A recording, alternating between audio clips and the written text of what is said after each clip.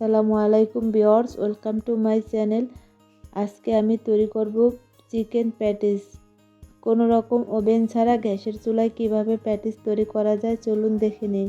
প্রথমে প্যাটিস তৈরি করার জন্য ডো তৈরি করে নেব। এর জন্য নিয়ে নিয়েছি 2 কাপ আটা, দিয়ে দিচ্ছি 1 টেবিল চামচ চিনি, স্বাদ মতো লবণ, 3 টেবিল চামচ রান্নার তেল। এগুলোকে হাত দিয়ে ভালোভাবে মিশিয়ে নেব। যখন মাখালে এরকম দলার মতো হয়ে আসবে তখন এর মধ্যে অল্প অল্প করে পানি অ্যাড করে একটা সফট ডো তৈরি করব।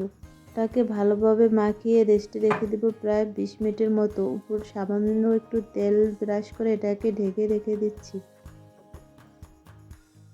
ততক্ষণে পুর তৈরি করে নেব। এর জন্য একটা প্যানে দিয়ে দিচ্ছি কিছুটা তেল, দিয়ে এর মধ্যে দিয়ে দিচ্ছি পেঁয়াজ কুচি। পেঁয়াজটাকে কিছু সময় ভেজে একটু নরম হয়ে আসলে এর মধ্যে দিয়ে দিচ্ছি কাঁচামরিচ কুচি।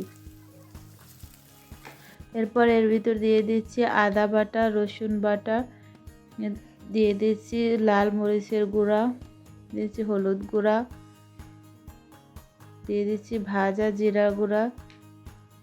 এরপর এর ভিতর দিয়ে দিচ্ছি ধনিয়া গুঁড়া, দিয়ে দিচ্ছি গরম মশলার গুঁড়া।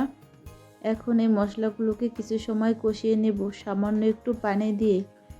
মশলাটা একটু কষানো হয়ে গেলে এর মধ্যে দিয়ে দিচ্ছি টমেটো কুচি দিয়ে কিছু সময় কষিয়ে এর মধ্যে দিয়ে দিচ্ছি চিকেন কিমা। আপনারা মাংসটাকে চাইলে ছোট ছোট করে কেটে নিতে পারেন। কিছুটা লবণ দিয়ে এটাকে কষিয়ে নেব প্রায় 20 মিনিটের মতো। সবশেষে এর মধ্যে দিয়ে দিচ্ছি কিছুটা টমেটো সস, সয়া সস দিয়ে কিছু সময় রান্না করে এটাকে নামিয়ে নেব। এখন একটা বাটিতে 4 টেবিল চামচ তেল নিয়ে 2 টেবিল চামচ কর্নফ্লাওয়ার দিয়ে একটা পেস্ট তৈরি করে নেব। আমার পেস্টটা তৈরি করা হয়ে গেছে। এখন আটাটাকে আবার একটু মেখে এটাকে বেলে ছোটো ছোটো লেচি কেটে নিচ্ছি। এখন সবগুলো আটার লেচিগুলোকে এরকম করে মেখে নিচ্ছি।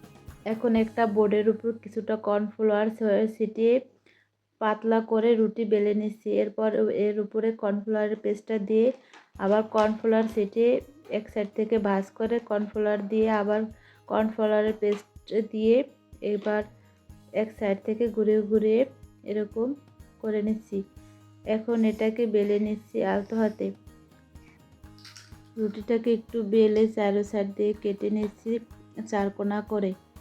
এখন 4 কোণা করে কেটে মাঝখানে পুরোটা ভরে দিয়ে দিচ্ছি। এরপর একটু পানি দিয়ে এটাকে আটকে দিচ্ছি।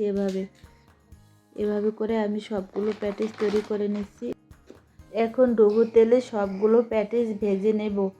এই সময় চুলার আঁচটা একবারে লো টু মিডিয়ামের মাঝামাঝি রেখে সবগুলো প্যাটিস ভেজে নিতে হবে। হালকা বাদামি কালার করে সবগুলো প্যাটিস ভেজে নিচ্ছি। এভাবে প্যাটিস বাসায় তৈরি করলে বাইরে থেকে খেতে অনেক মজার হয়। বাসায় ট্রাই না করলে বুঝতে পারবেন না। ভিডিওটি ভালো লাগলে চ্যানেলটিকে সাবস্ক্রাইব করবেন। আল্লাহ হাফেজ।